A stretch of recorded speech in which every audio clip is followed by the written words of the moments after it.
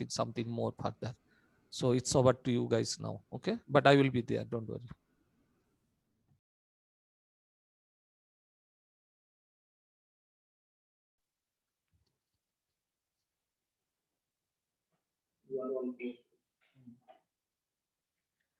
Okay, so this was the uh,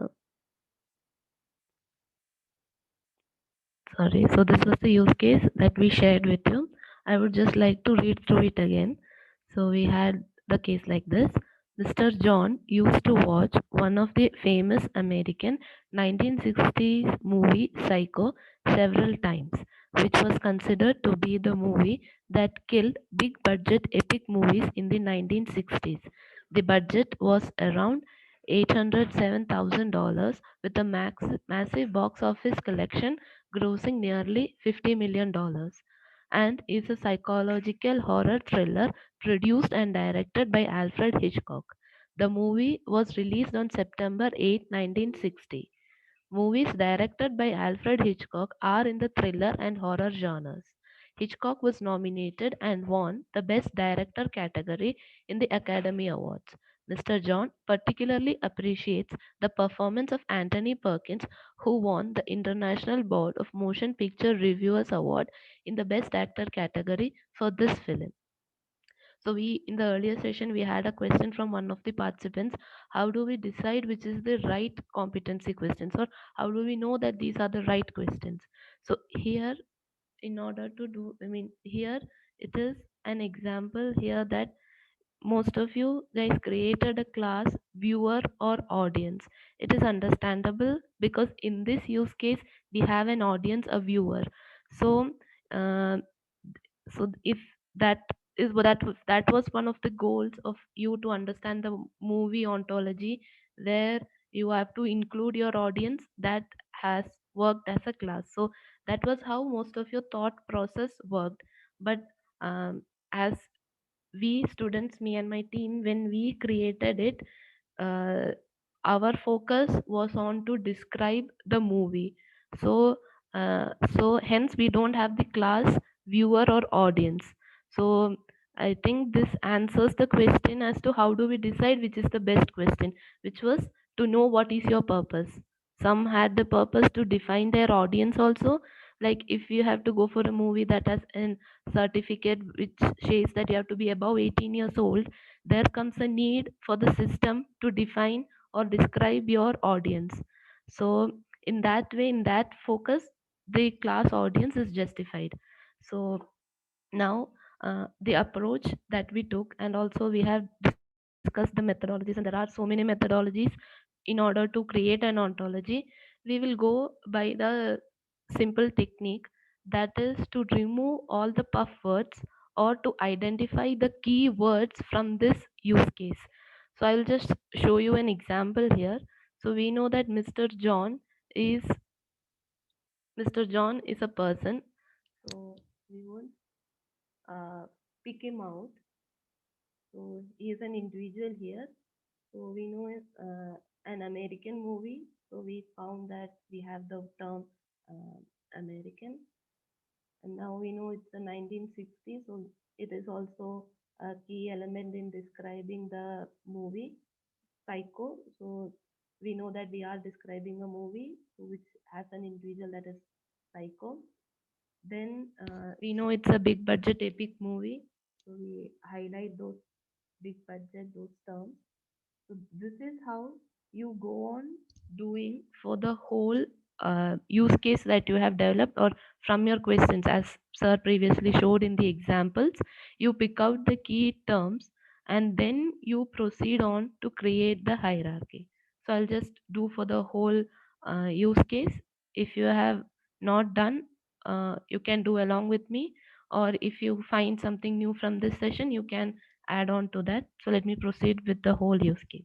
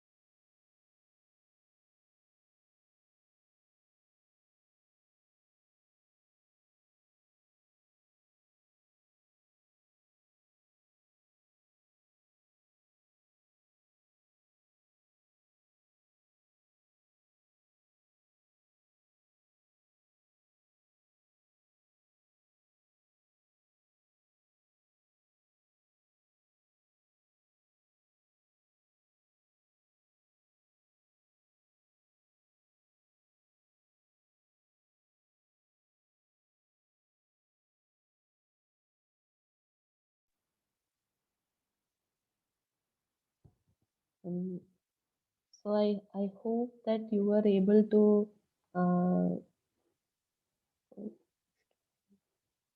so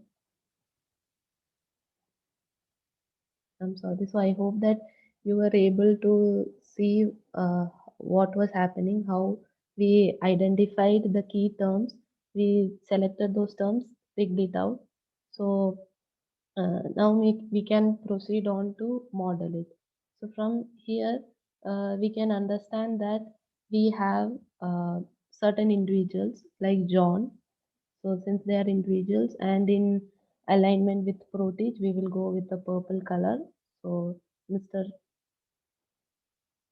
We have Mr. John. We identified him as an individual.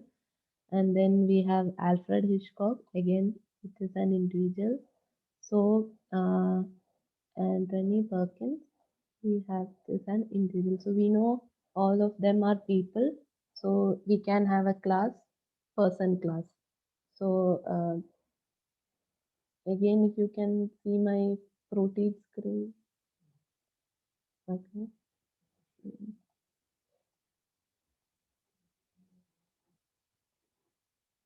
So if you can see my protein screen here, we have a class person and we have the individuals Alfred Hitchcock, Anthony Perkins, and you will not find person Mr. John here because as I said, our uh, our purpose was not to define the audience. Now, once we have modeled them, now we have the movie. So in this use case, we had only one movie. So we had put the instance psycho here. Now we know that we have certain uh, budgeting, that is how much the movie earned and how much the movie budget was. So we refer to certain sources where as the names or the standard names, the most commonly used names was budget and box office. So which describes a movie. So we have added that in our data property that as budget and box office. So we have modeled that. So I would just uh, mark it as we go. So I have modeled budget. Um, Now box office collection also we have modeled it. So, and this is an important step because this, as we have been repeatedly telling, this is not just, even in today's discussion, we said that the knowledge graph is not the final step. We have to make it available to the people. So while searching, we know how important the term standardization is. It's a very important step when we are modeling the uh, ontology. So now here. It might seem confusing because we are doing not all, we have not created all class together. Now I'm jumping between classes and data property, object property. So this is an approach where we have top to bottom approach and bottom up approach where we now we have figured out that we found out some individuals, then we from the bottom we went to a generalization, that is they are people. Now, from Psycho, we found out that it is a movie. So this is all bottom up, where we are going from individuals to a general class. Now, when we are going to describe the movie, or we can do any of this approach. In most cases, it is a mixed approach because as we read, as we model, that is how it will progress. So next we know something regarding the year. So when we read, we realize that it is related to the movie. So we go on to describe it. Here the we can have it as data property or object property. So in our model, we have decided to do it as data property. So we have a release date because if you see in our use case, we have a very specific date that is September 8th. So we have release date and a release year. So as you can see, the domain is movie, and for the date we have the range as string. Uh, Now we uh, go on to read more of the movie. So we have budgeted and we have the year also. Now next comes the genre. So once we have that as rightly created by most of our participants, we have genre, but we have horror, psychological, and thriller. So what we have done is we have created an object property in which we are linking movie to a genre. So when we go about to see the description of the movie Psycho, we can see that it has the genre. So this is one way of dealing with this problem. But if you have a class movie and or genre, and then under movie you have various genre, like you can go ahead to create like uh, thriller, and then under the thriller class you can describe the movie. Maybe not Psycho, maybe we can have some movie like Criminal Minds maybe. So this is also one way of modeling it. So right now we will not do that, which I think most of you have taken that approach. Um it is not right or it's not wrong. It's just the way that we have modeled it. Now, as we read further, we can see that Hitchcock was nominated and won some award in the Best Director category. So we will go on to model that one. How do we do that?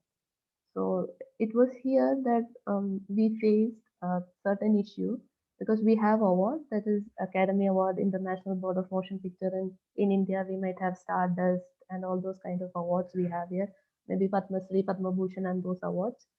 So these are all awards that we have here. Then we have award category. So initially we just went on to have award category as best actor, best director, but we found a difficulty in modeling it because a person would have won Best Actor in Academy Award. He would have won Best Actor in International Board of Motion Picture Award also. Simply having the instance as Best Actor, Best Director, we face the difficulty to describe each award category with their respective awards. So, in order to solve that issue, we enumerated award categories as describing each award. So, uh, when we model that, I'll show with an example of Alfred Hitchcock. So, here here you can see he has won the Best Director for Academy Award Best Director. So, in order to describe the property of him winning, he have has won. So, has one property and also has nomination. It's not always that there is a winner. So the nomination details or nomination information is also captured here. In the same year, when Alfred won this award, there might have been nomination for best director also. In other people would also have had nomination. So with this property, you can describe the other nominees of the same class or property or same award. Then next was as people asked, told, or they already described about the place where the movie came from. Initially, we had decided to have it as film industry, but again, the process of standardization, which is an important step, we understood that it makes more sense or it makes easier for other people to understand this model if we have the property as belongs to rather than film industry. So as repeatedly told throughout this, standardization and following a set of rules is important when we are doing it. Only thing is that you need to have enough justification as to why did you choose certain class, certain properties. So we have movie and a place. So again, I will go back to the class which describes Psycho. It is a movie which belongs to. So we will add the property here now. Belongs to. We know it's an American movie because that's what our use case said. So it belongs to America. So you can search by all the movies that came or that belongs to America or that is from the American film industry. So I think I described the award classes. We have award categories, genre, movie, person. Again, place. So we added uh, America under here. Now properties. I think yeah for person. In order to avoid the confusion of having a class director and under that having the individual Alfred, but then tomorrow he's a producer, or at the same time you can see here he's also a producer. So to avoid the confusion of having a individual in multiple classes, we have decided to uh, uh, describe the roles that Alfred has as a director or as a producer or as an actor as an object property here. So here we have defined the object property, and most of you have done that. Is actor and is director, is producer. We can have more like this. Maybe we can have is uh, light boy or something like that, of some movie. So again, we have those. We can define further. Go on to define that. Another thing we can do is maybe we can have a property like cast and crew, and we know that all of these are cast and crew of a particular movie. So we move all of this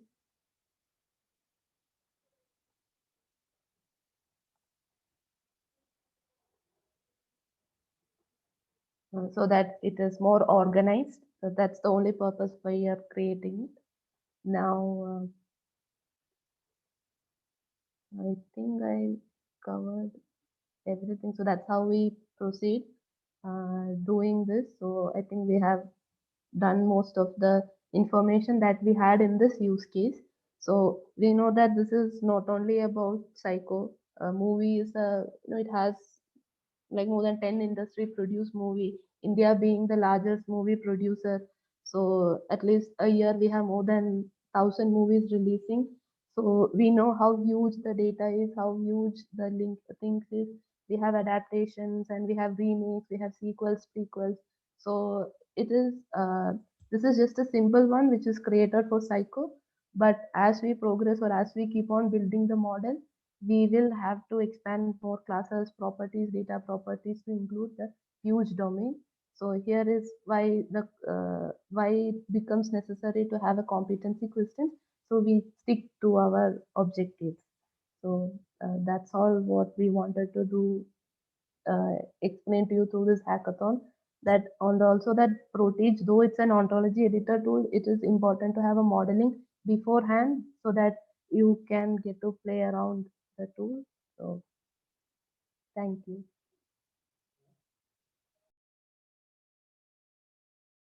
Uh, okay, so thank you, Uday. So now, okay, there is, I think, some comment or something. Why is in release date range is string? Can we select range as yes, you can select that time. Yeah, that's it's really that's that's a good point actually, because you know that depending upon your data type, you can actually decide how again that your model you want to restrict. Like if you make it as a string, then thing is that as we know that we cannot really do any computational related tasks. We cannot expect the system to do some easy task. Say for example, if I want to say tell me that how many years ago that particular movie was released or play or screened in a particular say cinema hall. So yeah, so we may not be able to answer if it is a string, because it has to calculate the number of years, right? If it is a date time, then yes, we can, with the system date, we can easily calculate that and say that, okay, this many years ago that movie was released. So yeah, that's a very good point. Can I create an ontology on the concepts of in a book? Correct me. So can I create an ontology on the concepts in a book?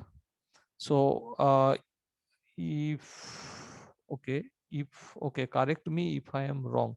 So if you speak, I think unmute yourself and say few more words, like, in a sense that when you say that concepts in a book, so does it mean that you want to say that that we have the different concepts on any domain, any chapter we pick up, and then we start building? That's what you want to say? Or you are just, it's a very general question that, okay, whether we can pick up the concepts from the, just in general, the books, and do that? So can you speak out? So my question is like, if I am selecting a particular textbook or something like that on a Okay. particular subject, Mhm, and if I am building an ontology mhm, or on the basis of that textbook, mhm, like that textbook will have several chapters, mhm. and that chapters will have Yeah. subtopics, and it will have several other concepts, and there will be some authors, there will be authors and persons, some definitions. Uh, can I create an ontology on the basis of that particular textbook, like an ontology on that particular book? Yes, sure. You can, yes, because as you said in the last session, that you need the domain literature, right, to get the concepts related to the domain. Now, one thing that, of course, again, the thing is that when we talk about the ontology, actually we have different types of ontologies. Okay, in a sense, that whatever we have broadly, you can say that covered, that is mostly the domain ontology, right? You have the domain knowledge and you are building the domain ontology. But other than the domain ontology, there are different other types of ontology classification also, we know. So for example, that there is called, like, in the last couple of sessions that Danny mentioned, professor said this morning mentioned, I also couple of times referred to that. Say for example, psychontology. Okay, now that's basically a kind of, people consider it's basically like a top level ontology, like a more generic level ontology. But other than that, there are many other similar generic level ontology are like are there, like, say for example, Dolce, which is highly philosophical driven, by Professor Nicola Guarino.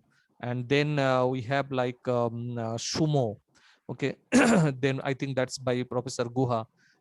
Then we have, of course, now recently the lightweight, that schema.org. So like that, there are multiple such, we say that generic level ontology that we get.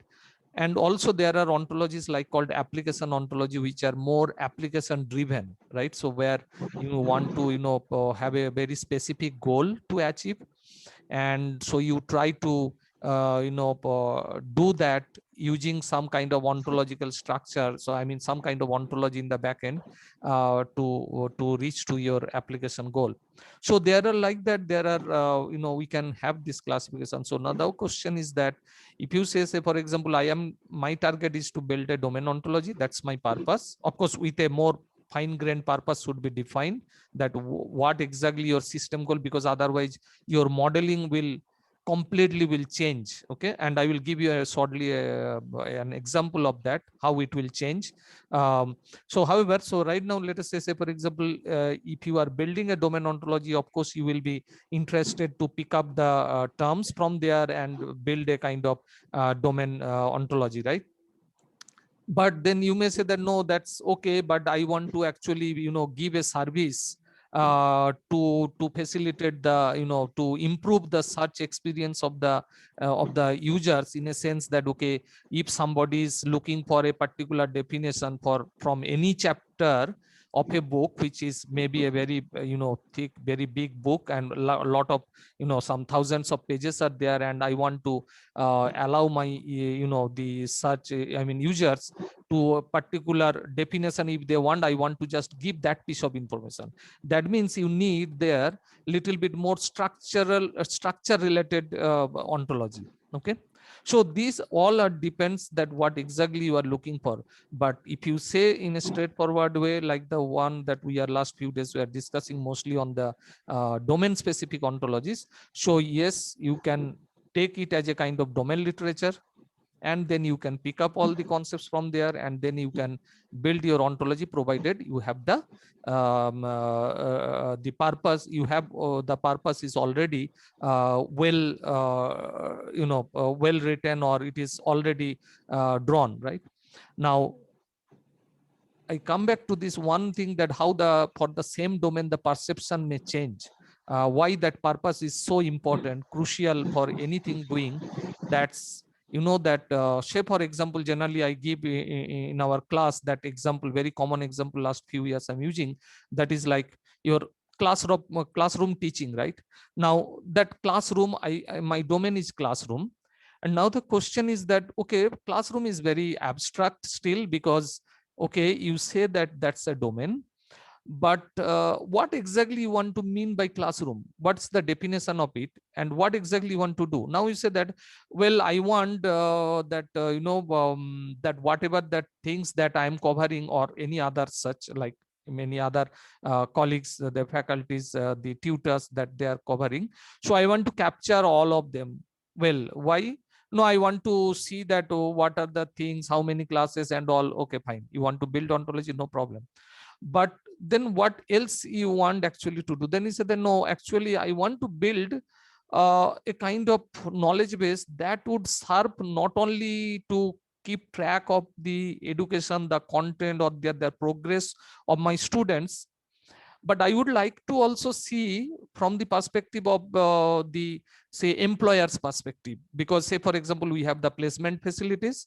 Now different organizations, the different companies, they come, and they have a very specific, each of them have their specific requirements. They have some kind of job description, and they look for with the different skills.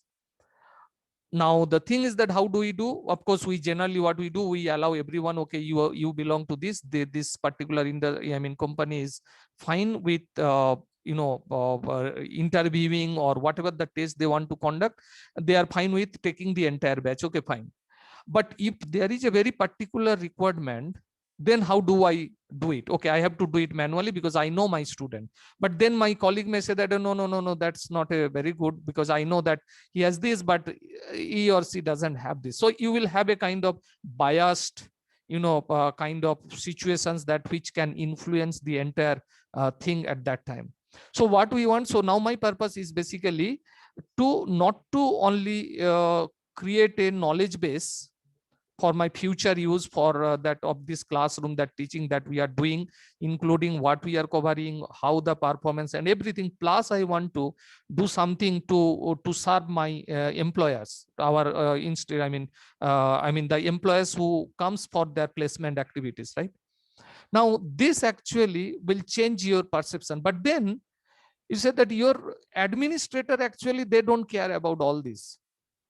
They want to know only for their say for inventory reason or whatever, that all the classroom that you have, that's different, this because the previous cases that I mentioned, you may not be interested to look at the how many tables are there, how many chairs are there, how many computers facilities or computing facilities are there, whether you have some different type of screens, what type of screens, whether you have the projector machine or any such kind of teaching aids and the other such kind of infrastructural facilities, that may be including your wall color, your floor color, or the floor facility, whatever that material is, all these things that maybe you don't care about it, right? Because your purpose is something that you want to manage only your students background, their skills, their progress, academic progress, maybe some other social related issues also you may want to keep track of it, right?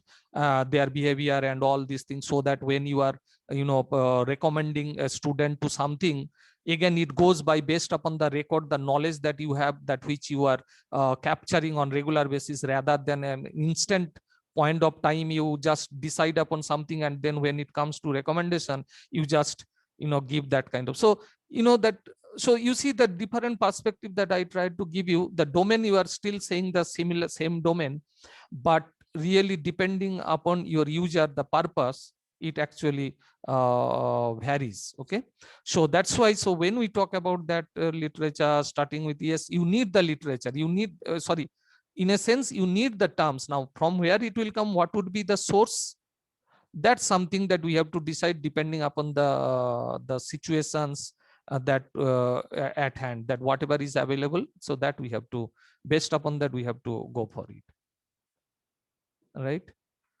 Is that okay?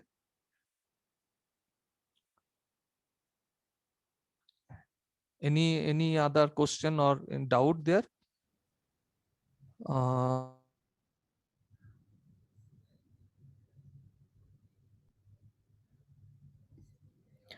I have a question regarding using ontologies. Right now, we are using Sorry, ontologies. can you repeat once again? I was actually off the mic. Yeah, please. Yeah, so we are using ontologies basically to, have a good semantic search experience. Right.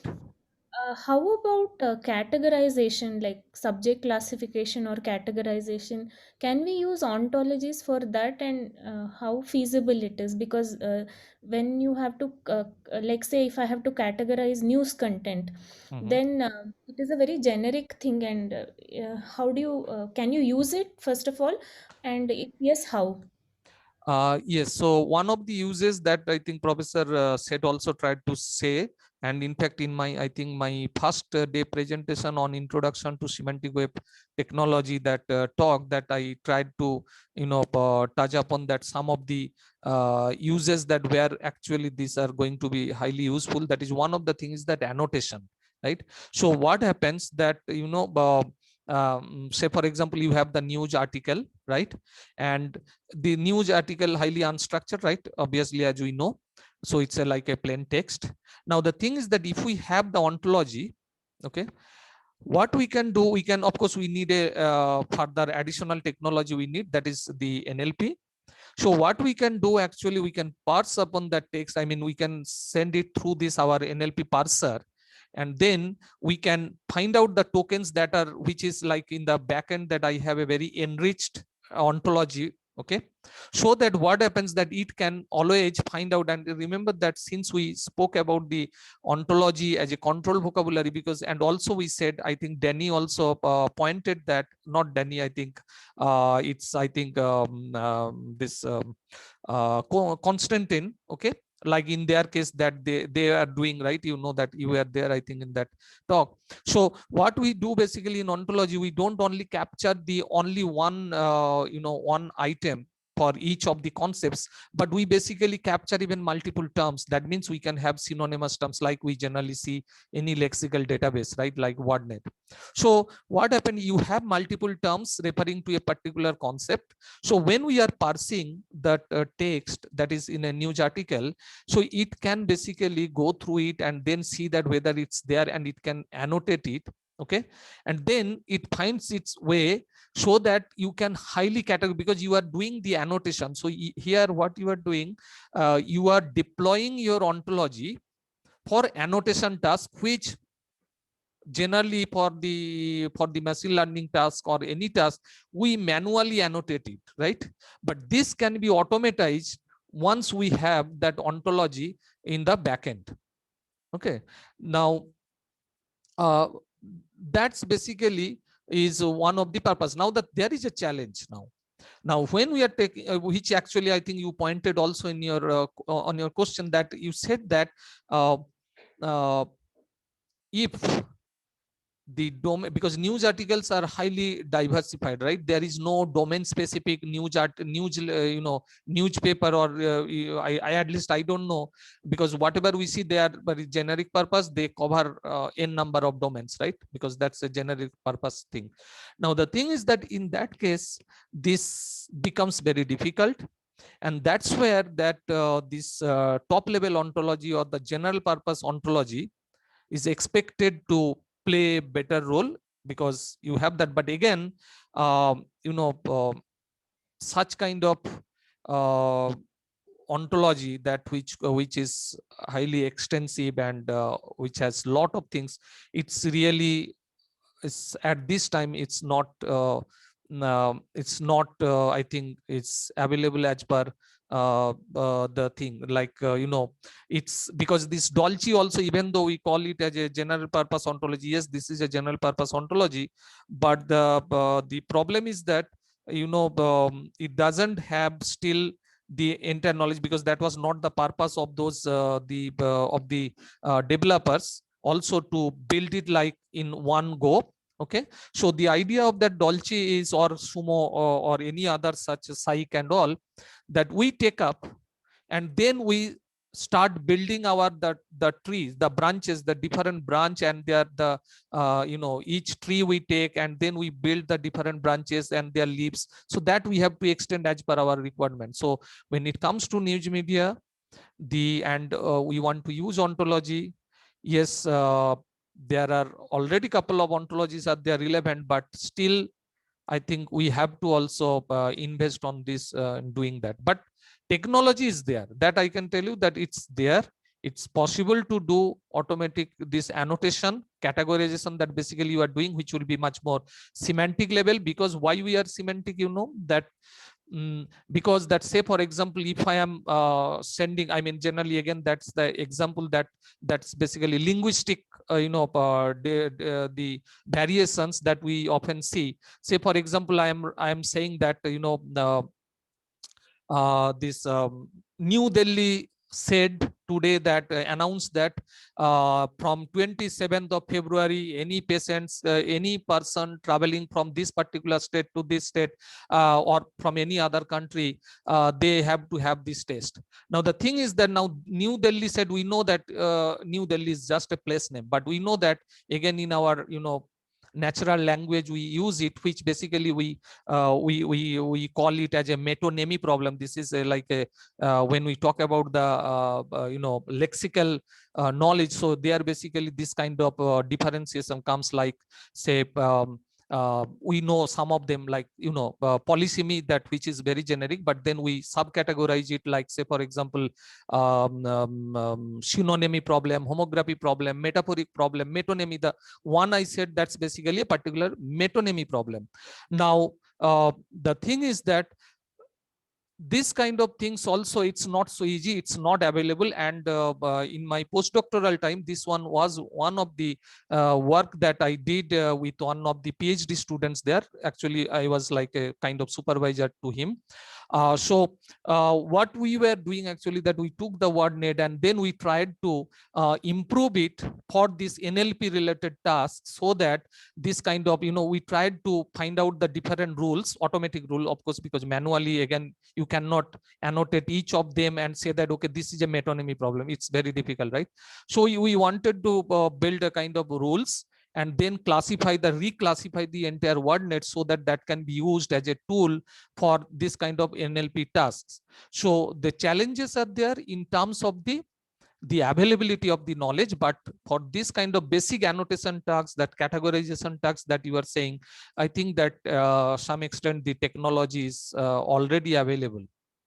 Okay, and there are already a couple of applications that even you will see on the web, it's running. That one of the thing is that like DBpedia has that service actually. In fact I could show you also, I think. Let me check, just as give me a second. uh,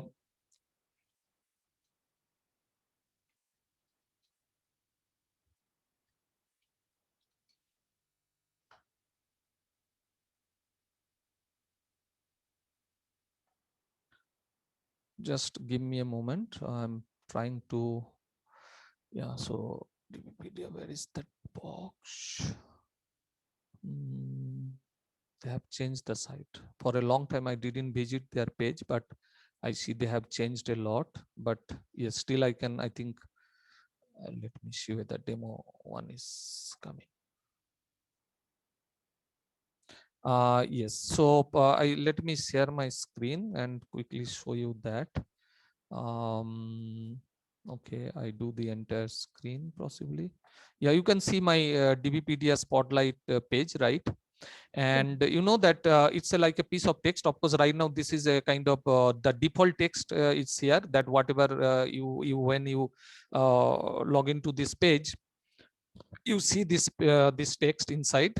So now you can actually this language you can mention if you like, and then just I just go by the simply, or otherwise you can even do the types, what are the different types that you would like to do, and even you can decide like which particular let us say I want to use that schema.org to annotate it, and now I say do it this annotation.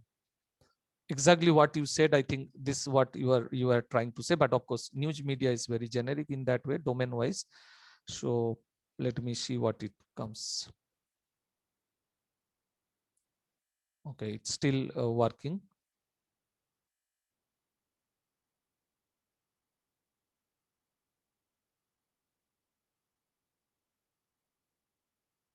Still working. It's taking time. I should have not probably selected, I mean, constrained it with a particular one. Maybe I should have left it very open one.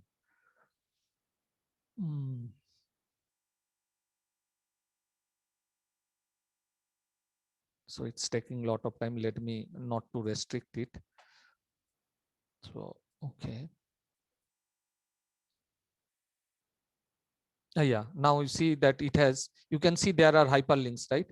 And this hyperlinks actually is done with a particular DBpedia knowledge. That is, again, it goes through the DBpedia knowledge graph or link data, whatever you want to say. Let us say, see here. So this goes to, so what happened?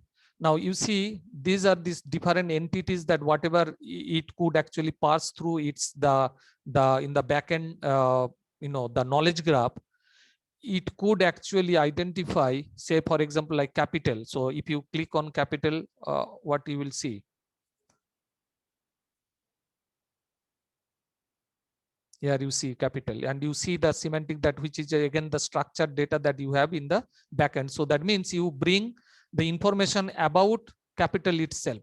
Or let's say I go for like Berlin, already I did earlier. So here is the one, and you get the information, the structured information that is available in the backend of the DBpedia knowledge graph. So it's coming from the DBpedia knowledge graph. And similarly, say for example, if we click anything, again capital Wilmer, I think this is the same thing, right? Now say for example, if I want to bring some text, say for example, let me put it from Wikipedia something. Okay, no, let me put it something like, okay, sorry, I'm sorry. So Wikipedia.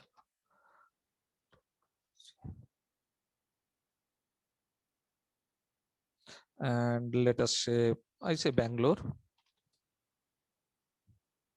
and I get some text, and let me put it some random text there. Okay, I take probably this much, though it may not always support that.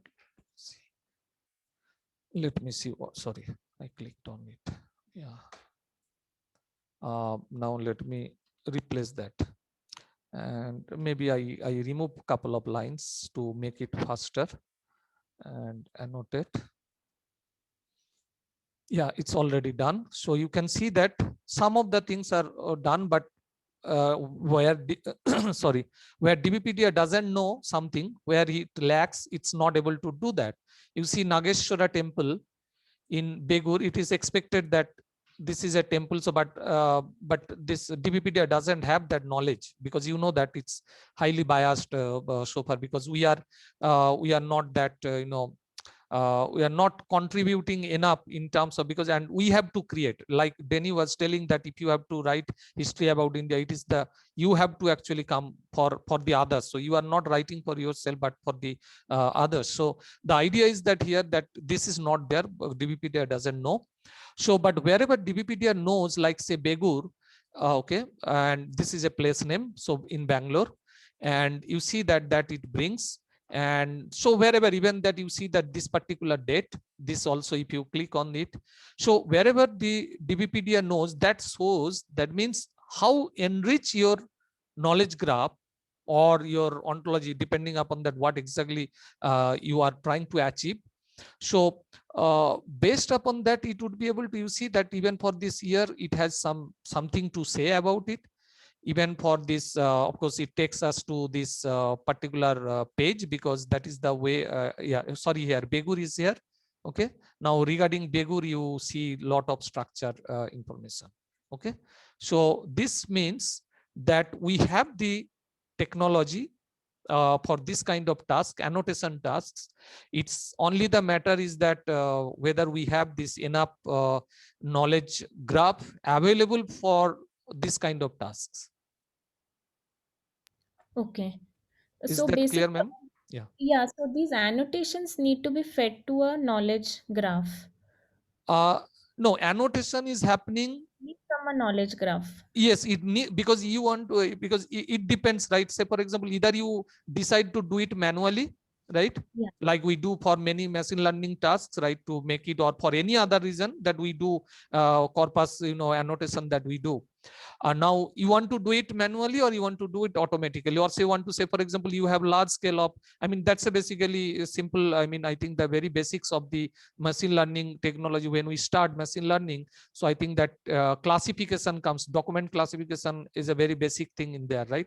So but the thing is that there, what we do, we so far we are doing just doing manual corpus, building a manual annotated corpus, and then we are teaching our learning system, so that next time. But again, I know that, I mean, it really is not, it doesn't scale, because it has to work with the same piece of thing.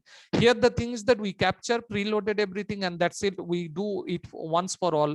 And once we have that, then it's just the matter of every time you just parse your document, and everything gets well annotated. And the advantage is that it's not just the flat list of annotation, it's not just a simple metadata, this which I could not cover actually, that generally I teach in the class. That is like, this annotation is not just a simple simple basic annotation or tagging the particular document or any entity. And in fact, it is not tagging the document, it's actually tagging, it's connecting with the entity that is available within your text, right?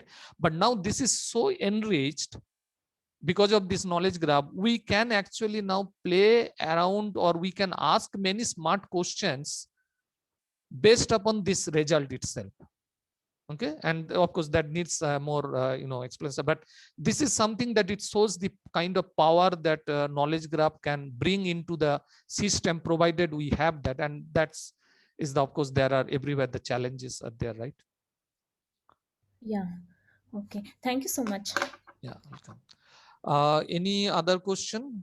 Anything that okay, I think that since yeah, now it's already like how much, so it's almost around 1 o'clock. So I think that what we can do, unless of course I need your input here, we are I mean open to anything, that either we go now in one shot and conclude the session, or if you think that okay, we go for lunch break and then we come for again another session of the hackathon as we have actually planned.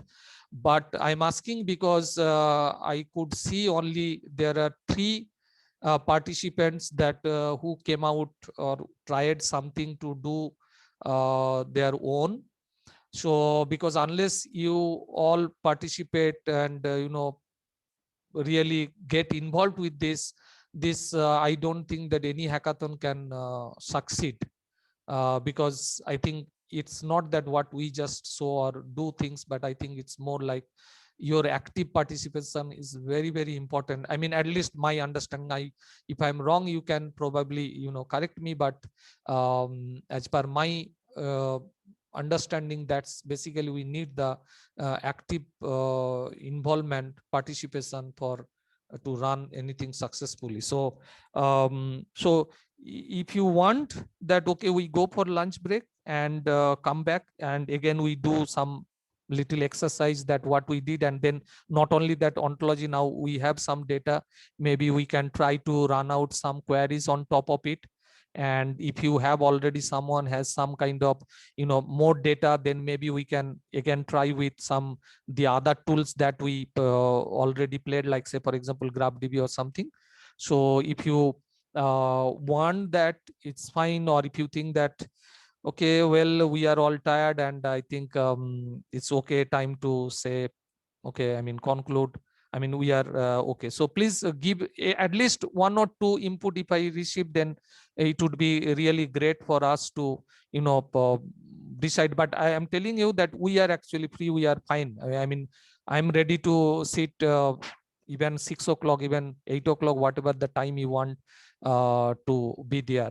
I would be happy to be there and discuss, talk. Anything is there, any clarity is required, or anything, whatever I could do, whatever I can do, I will try to do my best. So please let me know, give input, at least one or two, speak out and give us some idea.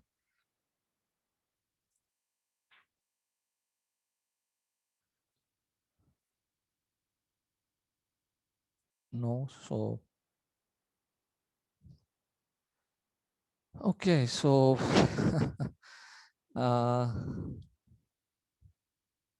what do you do? I mean, okay, fine. So in that case, what we do, since there are no response, of course, it's very difficult to take decision. So shall we then rejoin back after the lunch, or we just give a valedictory session now and close it before the lunch?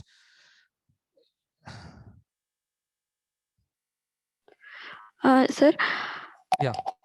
Excuse me. Sir, I just wanted to ask a general question, like about your viewpoint on which the key areas in this semantic web and technologies have a kind of a future potential, say after so many years that we should be starting research, which like me, like from the viewpoint of LIS field, LIS field. So like 3 days before Professor Mukhopadhyay was saying that maybe in coming 5 years it will be like library information data science. So data science is a vast field. So like it's really confusing then which areas we should be picking now that will be having importance after say 10 years also as of now. So yeah, so in this semantic technology, this field. yeah, so the things that, of course, it's a very relevant question. At the same time, this is really a very difficult question, because that as you know that the semantic web, that idea was given long time ago. Now it's more than now almost like 2 decades. Okay, yeah, we can say 2 decades now over. And also when I was giving that talk on knowledge graph, that I said that in 2012, after Google spoke about this knowledge graph, I think everybody started, and now these many industries, that big giants, they are also now talking about it. And there are a lot of people, there is a community mostly from from as usual, like from Europe, and then North America, basically the USA, Canada. So these are there are the people, lot of people are working, of course, and they are trying to probably motivate people. A lot of research is going on. Now the thing is that what I am hoping, at least by looking at the trend, that the way the industries are also now getting involved to this thing, which earlier they were not liking much. For basically, the first of all, that industry generally doesn't want to invest something, or doesn't want to do something that where they feel there is a risk of their business, right? So they don't want to put their business on risk. So But now I think they are seeing the value of it, the semantic technology value of it. And I think they also started realizing that everything cannot be done by just doing something machine learning, because I feel still personally, as Professor Amit said also, I think said that, and I totally, of course, he's such a senior, he has much more vast knowledge than I do, and there is no comparison. But what I feel, I totally agree with him in one point, that that machine learning, still we are not at that level, or we don't have that, at least today, that kind of technology that we have for the machine learning tasks. I think it's not really matured enough. Okay, and that's why this hybrid approach is coming into that picture. People are talking, everybody, when I myself, I can say that we are also, like last at least like 2 years, that we are also investing, but of course in a very limited capacity, with a very limited capacity, limited manner, that how this we can also bring it and mix it and all these things. Anyway, so leaving that apart, that from the career point of view, I think it's going to be a future, and because if you look at around that, that these traditional databases, they worked fine, that's everything was going on, but I think somewhere people are not happy with that extensively, right? And that's the reason we are talking about all the semantic techniques. And and that in the, as in the first tech talk, that introduction to semantic web, that I said also, that that every search engines, they are actually investing a lot to improve their search, to improve their search result. Because Google also already, they are actually slowly going on, and of course they have absorbed many such kind of, like previous Professor said also was talking about today morning, that previous actually it was done by some other people, but then that Google one day took away that. Okay, and now the thing is that this shows that actually the industry also is getting into that. And I know also there are many startups here in Bangalore that who contacted me basically after this our Kodo knowledge graph, that where I found that yes, they also shared with me something, and that means that shows that they are also actually into this, but maybe in a very limited capacity that they are doing. But once that industry takes into that, I know, I am sure that you also I think know, and you will agree that most of the things, most of the time, things driven by the I mean, gets that popularity once the business people gets into there, right? So academicians basically start the research, then they show some results, some promise, and then the industry comes into that picture, they pick up, and then they make it famous or popular, right? So in that way, I would say that it's the, yes, it's a kind of area that which is going to, I think, be more popular, even say for example like Tesla, right? So they are automatic driving, I think they are one of the pioneer in that area, I believe, though I may be wrong, but I think they are the pioneer. And even I know that even Ford also, yes, that in I was mentioning about that ICSC conference, so that was mainly artificial intelligence related work, generally people present there. It is international conference on semantic computing. So in couple of years ago when I was there, I saw that there was a tutorial from the Ford, and they were all talking about these things only, the semantics things only. They gave a half day tutorial, and they were talking all this, how they are actually using or utilizing this semantic techniques. Of course, as I said, that when we think about everything like manually, of course it becomes expensive, and for industry it becomes very difficult to afford, right?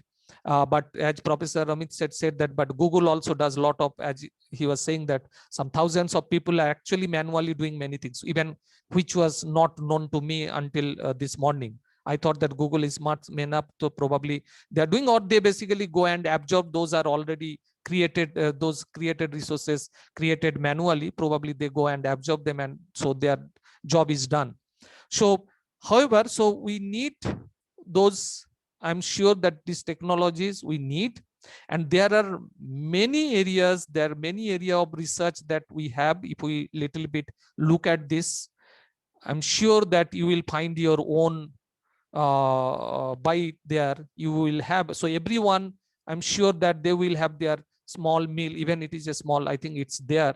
So it's the only the matter of that our kind of experience and understanding the subject, getting into the subject, understand, and then I think surely it's going to be there. And I don't see any other right now any other alternative thing other than this graph.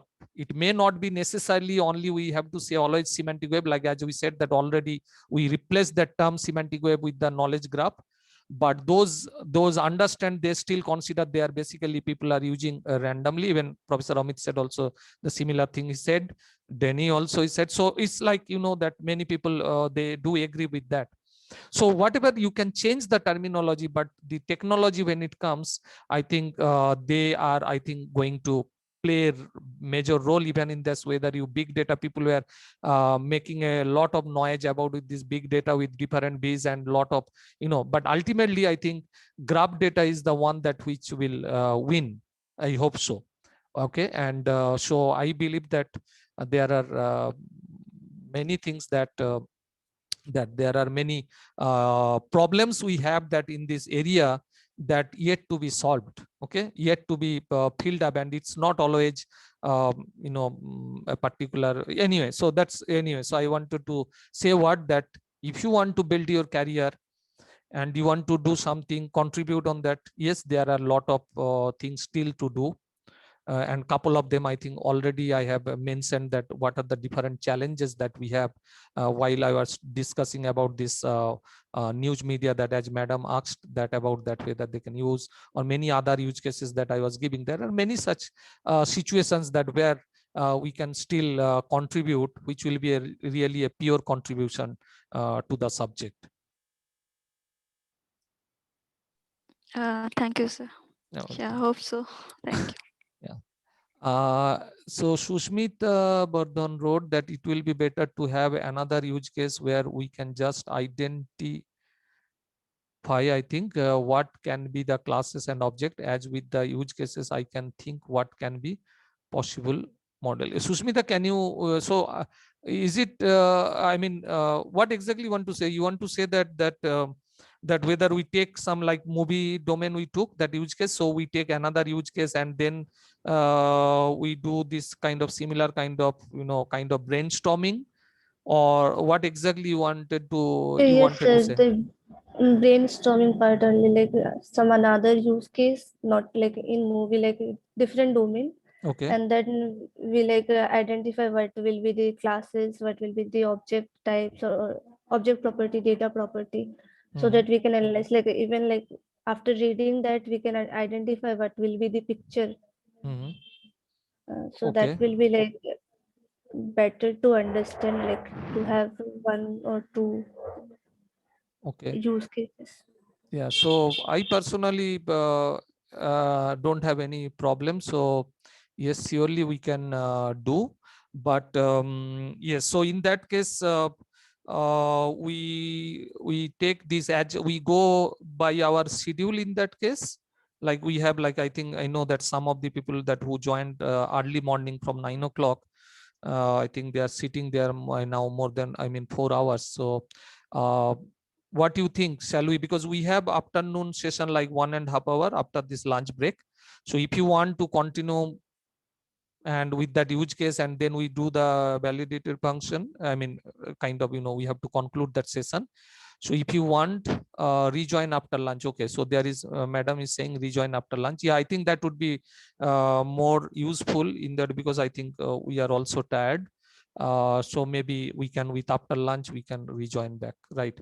So fine, that's good. So that's at least it's kind of more encouraging for us that okay, at least some of you, I know that many are kind of they're not responding, but it's okay because this always happens. But I'm sure that they also support this, and so this is really a very encouraging factor for us to to spend more time on this. So thank you. So then we conclude the session now here.